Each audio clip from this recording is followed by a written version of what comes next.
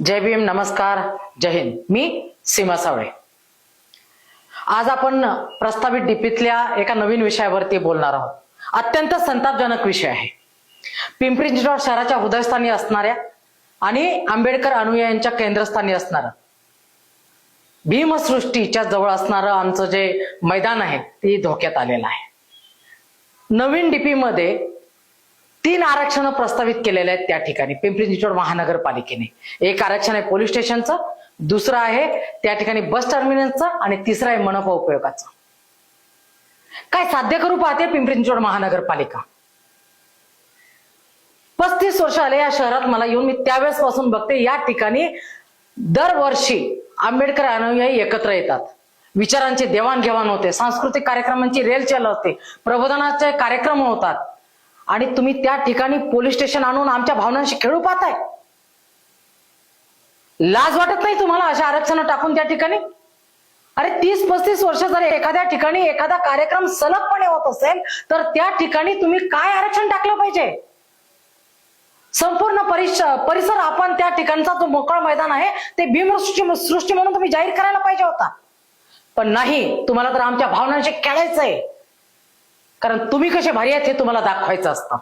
आणि म्हणून संपूर्ण आंबेडकर जनतेला मी आव्हान करते, विनंती करते, पेटून उठा. यांच्यावरती चाल करून जायची आता ही वेळ आहे. कारण यांनी आपल्या भावनांना पायदळी तोडवण्याचं काम चालवलेलं आहे पिंपरी चिंचवड महानगरपालिकेने. आणि म्हणून यांना धडा शिकवण्याची आता ही वेळ आहे. डॉक्टर बाबासाहेब आंबेडकर महामानव आजही जगामध्ये त्यांच्या एवढ्या पदव्या कुणीच घेतलेल्या नाहीत. त्यांच्या शिक्षणाने, त्यांनी दिलेल्या प्रेरणेने आपण सर्वांनी त्या ठिकाणी हरकतीचा पाऊस पाडायचा आहे. वेगवेगळे आंदोलन करा, घेराव टाका, यांना जाग्यावर आणा.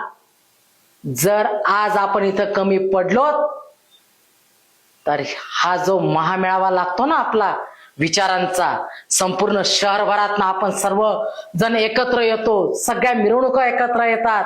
अरे आठवडाभर ते मैदान भारावलेलं असतं विचारांनी.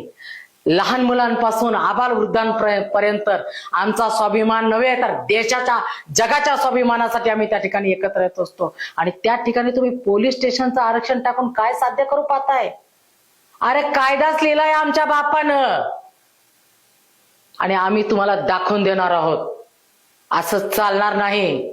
तुम्ही डीपीच्या माध्यमातून आमच्यावरती षडयंत्रपूर्वक डाव आखून जर का त्या ठिकाणी नवीन काहीतरी करू पाहत असाल तर लक्षात ठेवा, गाठ भीमाच्या वाघिणीशी आहे, या वाघांशी आहे. संपूर्ण शहर पेटून उठणार आहे आणि आम्ही हरकतींचा पाऊस पाडणार आहोत. वेळ प्रसंगी आम्ही धरणे आंदोलन देऊ, तुमच्यावरती चाल करून येणार आहोत.